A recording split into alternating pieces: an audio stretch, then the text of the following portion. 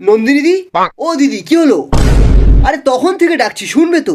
ভিডিওতে একটু তোমার মুখটা দেখাও, আমার 500টা সাবস্ক্রাইবার আছে। আমি হোটেল খুলতে যাচ্ছি, দেরি হয়ে যাবে। আরে পরে খুলবে হোটেল, দাঁড়াও তো। না না, তোমরা শুধু আমার ভিডিও করতে আসো, কেউ খেতে আসো না। আচ্ছা 1 প্লেট ভাত দিয়ে দিও। আরে একটু দাঁড়া, আজ ব্লগ বানিয়েই বাড়ি যাবো। আমি নন্দিনীদের ফ্যান, আমার দিদিকে বিরক্ত করেছে।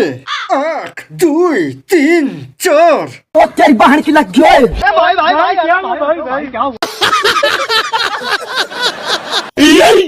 ভবিষ্যতে আমার দিদির দোকানে ভ্লগ বানাতে আসলে তোর ওইটা কেটে আমি ভ্লগ বানিয়ে দেব, আর সেটা জোড়া দিলেও কোনো কাজ হবে না।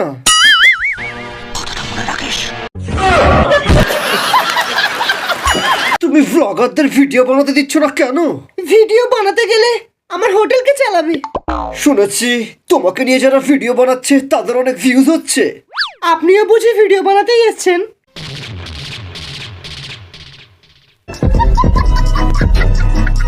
শেষমেশ বন্দে ভারত এক্সপ্রেসে উঠলাম, এবার ভ্লগ বানাতে হবে, টিকিটের টাকাটাও তো তুলতে হবে।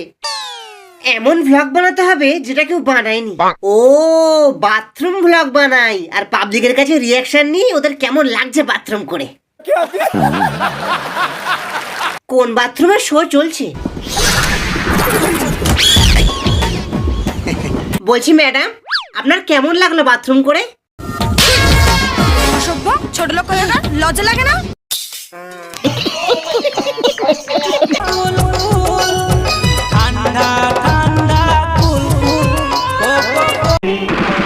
বন্ধ করে এই গানটা,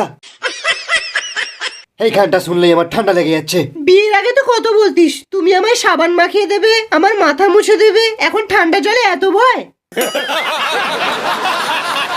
আমিও দেখছি আজ চান না করে কি করে বাড়ি যায়। আজ বিমলখোর হোক বা বিড়িখোর, সবাইকে চান করাবো।